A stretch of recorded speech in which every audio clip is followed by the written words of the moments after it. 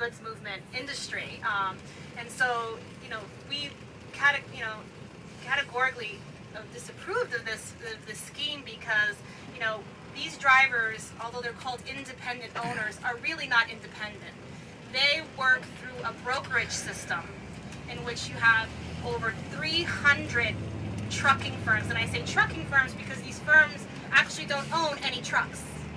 They are brokers between the shippers and the retailers and the drivers.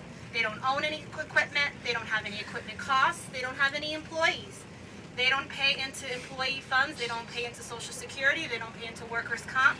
They have no risk and all the rewards. They reap all the benefits of that brokerage system, and they pass all the costs on to these drivers. And then they set the terms of employment for these drivers. They tell these drivers, you only work for me. If you work for anyone else, you will not work ever again in the industry. You will work at this rate, $200 a load. So if it takes your box 8 or 10 hours to get around from the port to the distribution center, you probably owe them money because you paid the fuel, the tolls, and the time.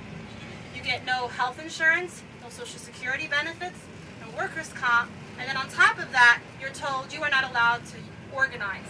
You have no rights to collective bargaining because technically under the law, you're considered independent contractors. And so you see the plight of these drivers. What happened in the 1980s with deregulation was that these drivers were really tossed aside. And, in the port industry in particular, whereas independent owner-operator models might work on long-haul systems, for many of these men to eke out a living under these broker conditions is very, very, unrealistic. And it's basically a way to exploit these drivers because there's no way that they're actually independent. It's very difficult to be independent in this system.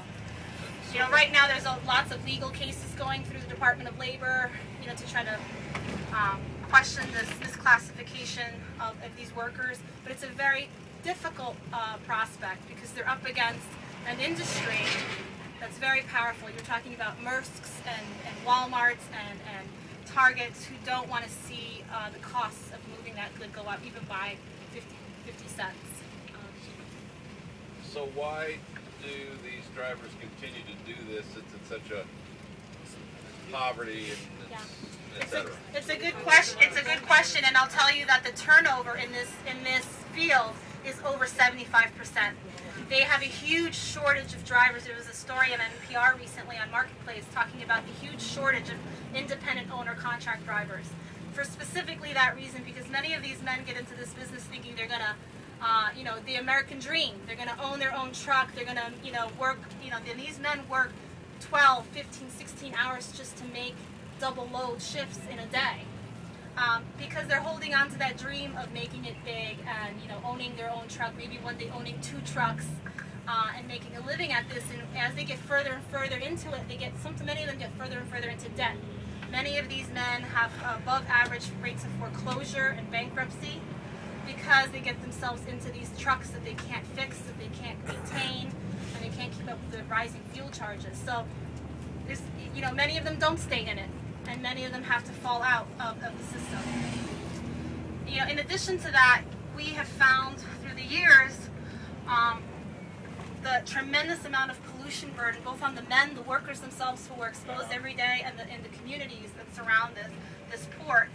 The New Jersey Department of Environmental Protection did several modeling studies of the emissions coming from just the equipment on site and the ships on site, and they found increased levels of cancer risk, lifetime cancer risk, for all the communities downwind and around this port. And so we know that there are environmental impacts. The question is, what are we prepared to do as a society? And we've seen very little action from regulators to come into this port, and if you look to the left, you'll see some of the diesel that we talk about with the cranes. So, what are the environmental agencies who are charged with regulating air quality? This area is what they call a non-attainment zone. So we are out of attainment for several air quality criteria, and